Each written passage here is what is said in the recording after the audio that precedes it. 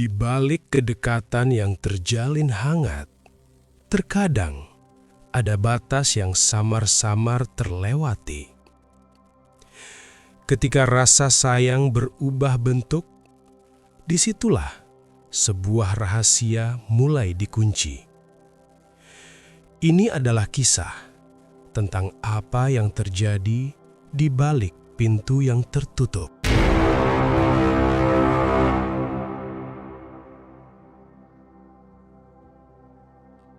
Sebelum mulai kisahnya, mari perkenalkan dengan tokoh utama dalam cerita ini.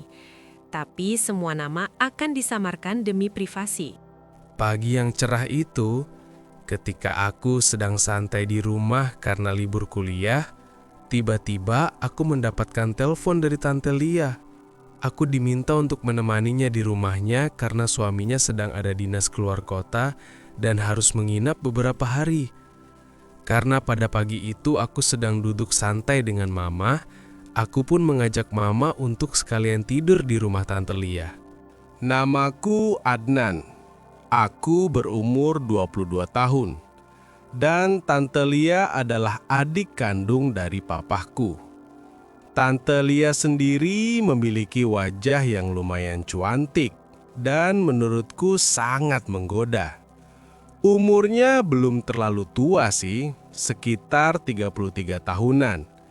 Namun yang ada pada dirinya gak kalah dengan wanita kuliahan GZ zaman sekarang. Setelah aku sampai di rumah tanteku dengan mamaku, aku pun disambut dengan pemandangan yang sangat menggoda sekali. Pakaian yang dikenakan tanteku sungguh sangat menggoda. Dengan celana 3/4 yang dikenakannya yang berbahan legging, sangat membuat jukung otomatisku bertartaria. Ditambah dengan kaos yang tanpa lengan sangat membuatku ingin sekali memilikinya. Tapi aku hanya bisa menahan yudah melihat panorama langka yang indah yang tersuguhkan tersebut. Setelah kami masuk rumah Tante Lia, aku diam di rumah itu bersama mamaku dan Tante Lia.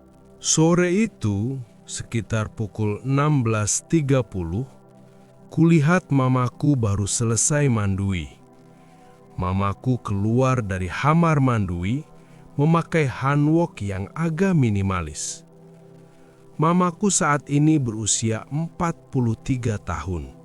Orangnya pun sangat cantik menurutku. Saat itu, secara tidak sengaja, aku melihat mamaku membetulkan lilitan handwoknya sebelum masuk ke kamar. Spontan, terlihatlah bantal sofa premium mamaku walau tidak terlalu besar. Tapi yang utamanya jadi perhatianku adalah satu kawasan industri yang ada pada mamaku yang berhias rumbai-rumbai Indomie berbentuk kue lupis rapi. Mungkin karena mamaku rajin merawatnya ya. Mamaku sepertinya tidak sadar kalau aku sedang memperhatikannya. Mamaku pun langsung masuk ke kamar. Hatiku seketika menjadi berdebar dan terbayang terus panorama langka yang mewah tadi. Aku dekati pintu kamarnya. Lalu aku tilik dari lubang kunci. Terlihat mama aku sedang mengeringkan rambutnya dengan handwoknya. Sehingga kembali lagi aku mendapatkan panorama langka dan semakin komplit kelangkaan panorama itu. Karena jukung otomatis siap melaju, aku segera berlari ke kamar mandi dan berlatih jawi jemawi sambil terus menginspirasikan mamaku. Sampai akhirnya, dalam kurun waktu 8 menit, aku pun mendarat tanpa landasan udara, serta berlabuh tanpa dermaga yang diselimuti nirwana ambarawa. Sore harinya, waktu aku sedang rebahan sambil membaca majalah, tiba-tiba terdengar suara mamaku memanggilku. "Adnan?" panggil mamaku. "Ya, Mah," sahutku sambil bergegas ke kamarnya. "Ada apa, Mah?" tanyaku. "Bantu pijitin mama dong, Adnan. Pegal semuanya ini rasanya," kata Mama sambil tengkurap. Iya, Mah, jawabku. Waktu itu, Mamaku memakai STWR. Aku pun mulai membantu memijit kaki Mamaku. Terus sampai naik, Mamaku tetap diam, mengilhami pijitanku. Karena STWR mamaku agak mengganggu pekerjaan, maka aku bertanya pada mamaku, "Mah, itu STWR-nya dinaikin ya? Mengganggu nih," tanyaku. "Emang kamu mau mijitin apa aja, Adnan?" tanya mamaku. "Seluruhnya, Mah," jawabku. "Ya sudah, Mama buka saja," kata mamaku sambil bangkit lalu meyepasnya tanpa ragu. "Ayo, lanjutkan Adnan," kata mamaku sambil kembali tengkurap. Tentu saja aku berdeswir melihat mamaku saat itu. "Mama tidak malu seperti ini di depan Adnan?" tanyaku. Malu kenapa? Kan Adnan putra kandung Mama. Biasa sajalah, jawab Mamaku sambil memejamkan netra. Jawi jemawiku mulai bekerja kembali. Sebetulnya bukan memijit. Istilah yang tepat adalah mengusap agak keras ala-ala tukang pijat India. Setelah selesai sedikit, karena masih ragu, aku langsung mengerjakan yang lain. "Kok dilewati sih, Adnan?" protes Mamaku. "Adnan takut Mama marah," jawabku. "Marah kenapa? Kamu kan emang Mama pinta untuk mijitin. Ayo teruskan," pinta Mamaku. Karena sudah mendapat lampu hijau, aku mulai kembali mengerjakan perintahnya. Nyaman sekali rasanya mengerjakan tanpa keluhan berarti. Mamaku tetap antusias dengan pekerjaan kreativitas itu.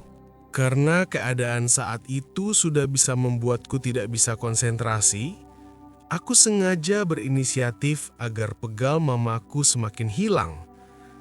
Tetapi mamaku tetap diam. Aku makin newekat. Aku diamkan sejenak. Aku takut mamaku marah. Tapi mamaku tetap diam dan masih terus memejamkan netranya. Aku mulai kembali menjalankan teori berlaku sesuai naluriku. Lama-kelamaan mamaku berkata dengan perlahan, "Adnan, kamu ngapain?" tanya mamaku sambil berbalik. Aku pun kaget dan takut kalau mamaku marah. Maaf, Ma," kataku tertunduk tidak berani memandangnya.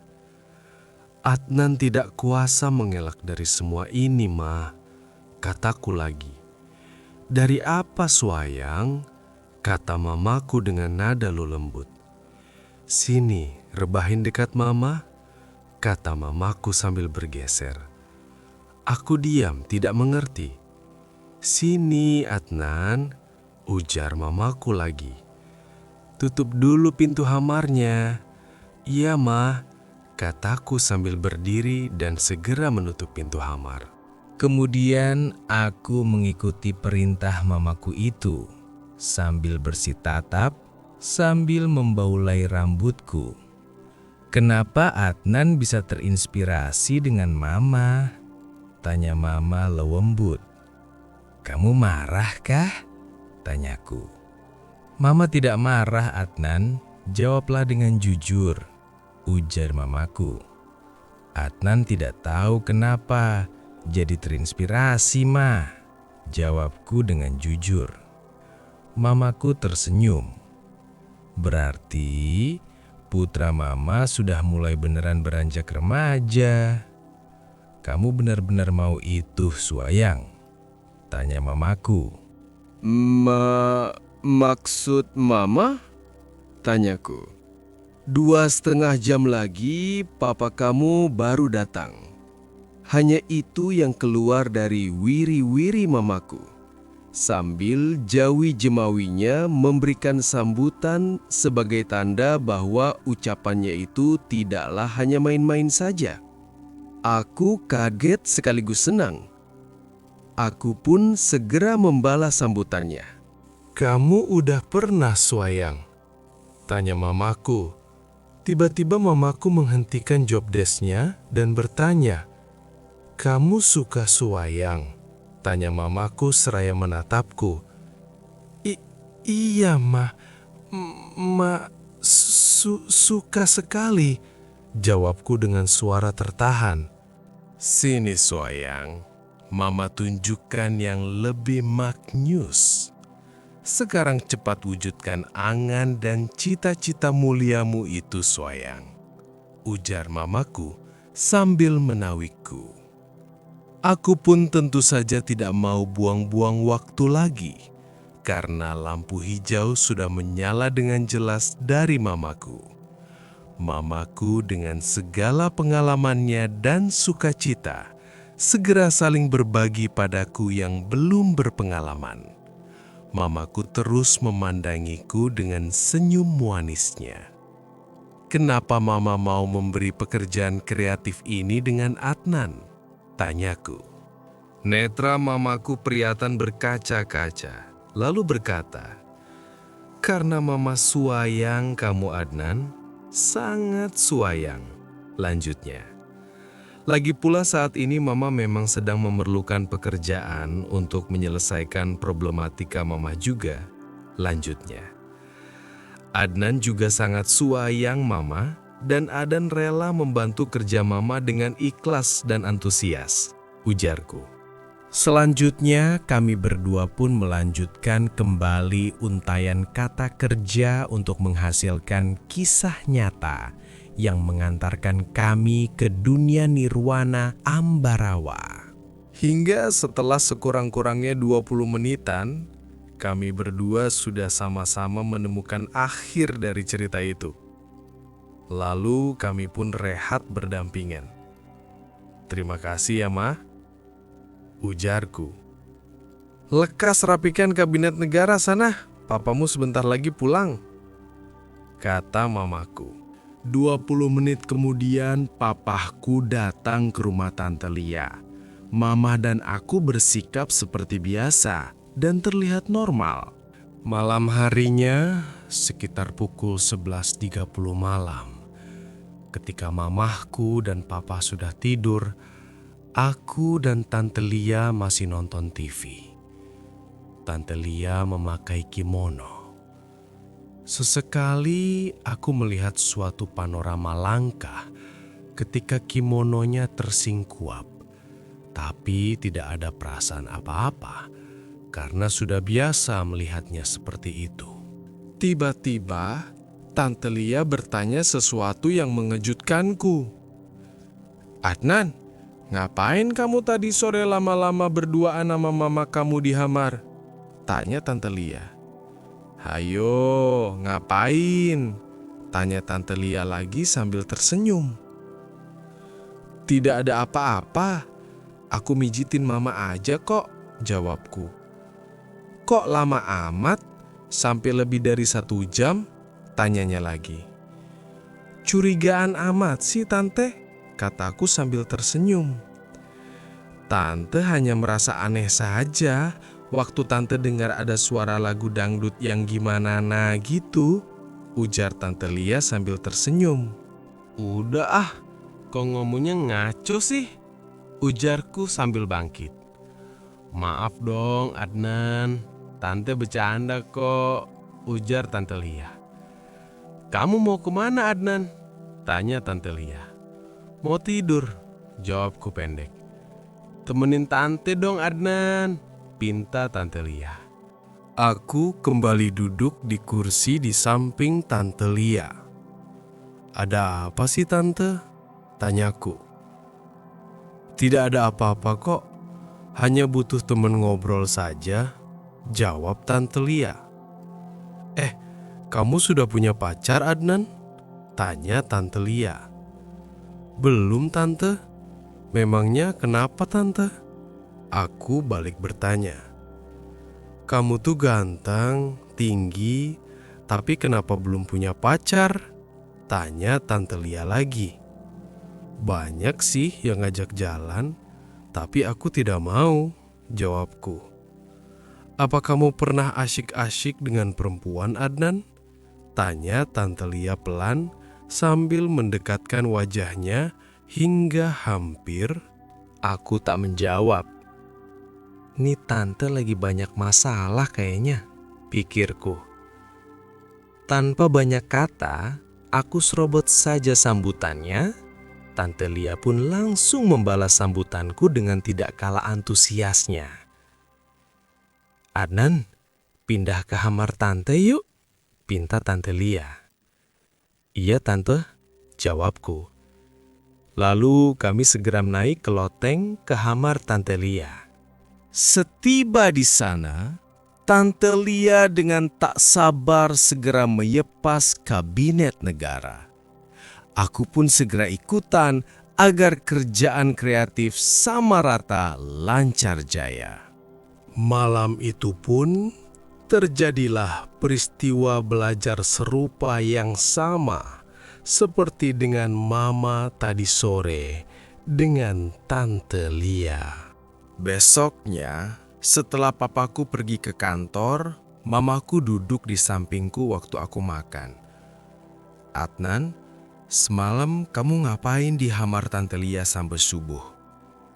Pertanyaan mamaku cukup mengejutkanku.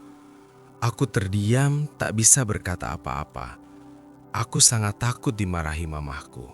Tapi mamaku tersenyum sambil mencumiku, lalu mamaku berkata, "Jangan sampai yang lain tahu ya Adnan, Mama akan jaga rahasia kalian. Kamu suka tante kamu itu ya?" tanya mamaku. Plong rasanya perasaanku mendengarnya. "Iya mah, Adnan suka Tante Lia," jawabku. "Baiklah, Mama akan pura-pura tidak tahu tentang kalian," ujar mamaku. "Kalian hati-hatilah," ujar mamaku lagi. "Kenapa Mama tidak marah?" tanyaku. "Karena Mama pikir kamu sudah cukup remaja, bebas melakukan apapun asal mau tanggung jawab," ujar mamaku. "Terima kasih ya Ma," kataku. "Adnan suayang Mama," kataku lagi. "Adnan, Tante Lia dan papa kamu sedang keluar sekarang ini. Kamu mau bantu Mama gak?" tanya mamaku. "Bantu apa Mah?" aku balik tanya. "Mama ingin," ujar mamaku. "Adnan akan lakukan apapun buat Mama," jawabku antusias. Mamaku tersenyum. "Mama tunggu di kamar ya," kata mamaku. Aku mengangguk. Sejak saat itu hingga saat ini aku menikah dan punya 2 putra, aku tetap sering mengerjakan pekerjaan tambahan penyelesaian problematika dengan Tante Lia dan mamaku kalau ada kesempatan.